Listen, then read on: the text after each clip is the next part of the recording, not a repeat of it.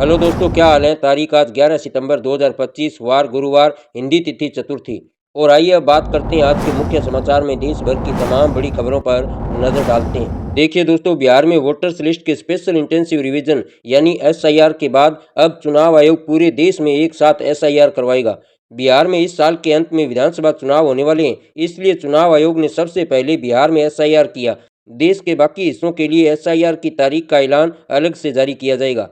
चुनाव आयोग ने देश भर में एसआईआर की रूपरेखा पर चर्चा करने के लिए बुधवार को दिल्ली में सभी राज्यों और केंद्र शासित प्रदेशों के मुख्य निर्वाचन अधिकारियों के साथ मीटिंग की थी। इसमें मुख्य चुनाव आयुक्त ज्ञानेंद्र कुमार भी मौजूद थे। मीडिया रिपोर्ट्स के अनुसार बिहार के बाद इस साल के अंत में असम, केरल, पुडुचेरी, तमिलनाडु और पश्चिमी बंगाल में 2026 में होने वाले विधानसभा चुनावों से पहले एसआईआर शुरू हो सकती है। इसका मुख्य मकसद जन्म स्थान की जांच करके अवैध प्रवासियों को बाहर निकालना है। इससे पहले चुनाव आयोग ने मंगलवार को बिहार चुनाव आयोग को लेटर भेजकर मतदाताओं की पहचान के लिए आधार कार्ड को 12वें दस्तावेज के रूप में स्वीकार करने का निर्देश दिया। चुनाव आयोग का यह फैसला सुप्रीम कोर्ट के 8 सितंबर के आदेश के बाद आया है। चलिए अगली खबर देखते हैं। एसोसिएशन फॉर डेमोक्रेटिक रिफॉर्म्स यानी एडीआर ने 40 रीजनल पार्टियों यानी कि क्षेत्रीय पार्टियों की इनकम रिपोर्ट जारी की है। इन पार्टियों ने वित्त वर्ष 2023-24 में कुल 2,532.09 करोड़ रुपए की आय घोषित की है। इसमें से 70% से ज़्यादा करीब 1,796.024 करोड़ रुपए चुनावी बॉन्ड से आए हैं।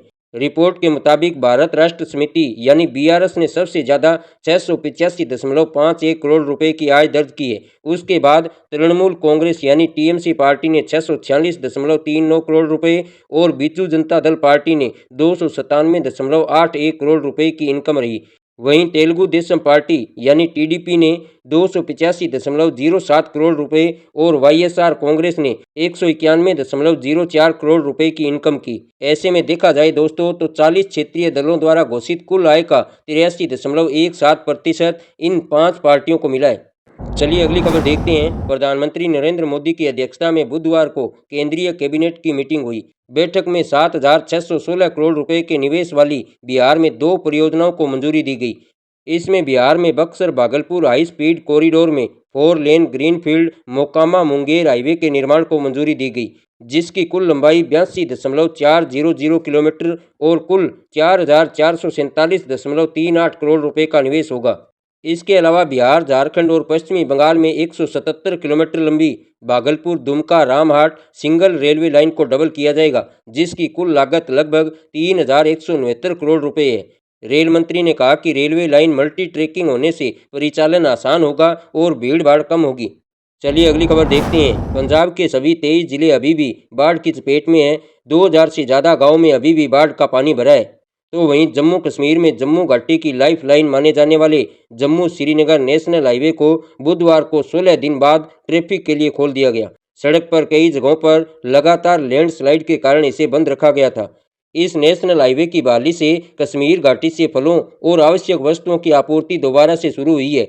तो वहीं हरियाणा में 9 सितंबर तक सामान्य से 46% ज़्यादा बारिश हो चुकी है। राज्य में औसतन 385.1 mm बारिश होती थी, जो कि अब तक 563.8 mm हो चुकी है।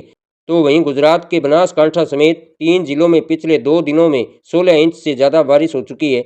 इससे वाव, थराद और सुईगाम तालुका में बाढ़ आ गई। तीनों तालुका के दर्जनों गाँव में 5 फीट तक पानी भरा हुआ है। चलिए अगली खबर देखते हैं। असम के मुख्यमंत्री हिमंत बिस्व शर्मा ने कहा कि राज्य के बंगाली हिंदू ने नागरिकता संशोधन अधिनियम यानी सीएए के तहत आवेदन नहीं किया है, क्योंकि उन्हें पूरा भरोसा है कि वे भारतीय नागरिक हैं। उन्होंने कहा कि बंगाली हिंदुओं को विदेशी मानने का कोई कारण नहीं है, क्योंकि वे 1971 से पहले यहाँ आ चुके हैं। पूर्व प्रधानमंत्री इंदिरा गांधी उन्हें 1971 में लाई थी और उन्होंने कभी नहीं कहा था कि उन्हें वापस भेजा जाएगा। चलिए अगली खबर देखते हैं। पंजाब के सभी 23 जिले बाढ़ की चपेट में हैं। भले ही डैमों का जल स्तर खतरे के निशान से नीचे चला गया हो, लेकिन प्रदेश में 2,000 से ज़्यादा गांव डूबे हैं। सरकार, प्रशासन और समाज सेवी संस्थाएं लगातार राहत और बचाव कार्य में जुटी हुई है। पंजाब के मुख्यमंत्री भगवंत मान ने अस्पताल से बाढ़ प्रभावितों के लिए अच्छा काम करने पर पंजाबी सिंगर मनकीरत औलख से वीडियो कॉन्फ्रेंसिंग के जरिए बातचीत की। मुख्यमंत्री भगवंत मान ने उनके प्रयास की सराहना की है। वहीं केंद्रीय मंत्री नितिन गडकरी ने बाढ़ से नेशनल हाईवे को हुए नुकसान को लेकर अधिकारियों से मीटिंग की। इसमें उन्होंने अधिकारियों को साफ कहा है कि पहल के आधार पर हाईवे सुधारे जाएं। वहीं हरियाणा के मुख्यमंत्री नायब सिंह सैनी ने पंजाब में बाढ़ पीड़ितों के लिए राहत सामग्री से लदे 20 ट्रक भेजे। इनमें खाद्य सामग्री, पशुओं के लिए चारा, दवाइयां और अन्य आवश्यक सामान है। इससे पहले भी हरियाणा 15 ट्रक राहत सामग्री भेज चुका है।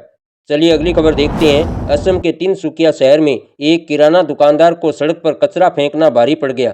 नगर निगम की टीम ने सड़क पर कचरा फेंकने वाले दुकानदार को सबक सिखाते हुए बुलडोजर की मदद से सारा कचरा उसकी दुकान के सामने डाल दिया। मीडिया रिपोर्ट्स के मुताबिक सोमवार की रात नगर पालिका बोर्ड के कर्मी गश्त कर रहे थे, तभी उन्होंने एक लड़के को सड़क पर कचरा डालते हुए देखा। पूछताछ पर उसने खुद को एक दुकान का कर्मचारी बताया। उसने बताया कि कचरा उसकी दुकान का ही है। चलिए अगली खबर देखते हैं। हरियाणा के रेवाड़ी जिले में बुधवार सुबह करीब 6 बजे दिल्ली जयपुर हाईवे पर एक पिकअप गाड़ी पलट गई। यह गाड़ी दिल्ली से आई थी और राजस्थान में अलवर जिले के नीमराणा जा रही थी। इसमें विभिन्न प्रजातियों की 1 क्विंटल मछलियां लदी हुई थी। गाड़ी पलटने से सभी मछलियां हाईवे पर बिखर गई। उन्हें छोड़कर गाड़ी का ड्राइवर भाग गया। हालांकि जाने से पहले उसने मालिक को सूचना दे दी थी। इस दौरान मछलियां हाईवे पर पड़ी झटपटाती रही। बाद में सभी मछलियां मर गई। इस घटना के कुछ वीडियो भी सामने आए हैं। चलिए अगली खबर देखते हैं। नेपाल में सोशल मीडिया बैन और भ्रष्टाचार के खिलाफ जारी आंदोलन में दिल्ली की उपासना गिल अपनी टीम के साथ फंस गई है। उपासना गिल वॉलीबॉल इवेंट होस्ट करने के लिए वहां गई थी। उनकी टीम में हरियाणा के फरीदाबाद की लड़कियां भी शामिल है। मदद की गुहार लगाते हुए उपासना गिल ने सोशल मीडिया पर वीडियो शेयर किया है। वीडियो सामने आने के बाद हरियाणा राज्य महिला आयोग की चेयरपर्सन रेणु भाटिया ने केंद्रीय गृह मंत्री अमित शाह और हरियाणा के मुख्यमंत्री नायब सैनी को पत्र लिखकर तत्काल रेस्क्यू की मांग की है। उन्होंने कहा कि पोखरा के अलावा अन्य जगहों पर कई हरियाणवी नागरिक फंसे हुए हैं, जिन्हें सुरक्षित निकाला जाना जरूरी है। जानकारी के मुताबिक नेपाल की वॉलीबॉल लीग का सीजन 2 चल रहा था। इसकी शुरुआत 5 सितंबर को हुई थी और 13 सितंबर तक मैच होने थे।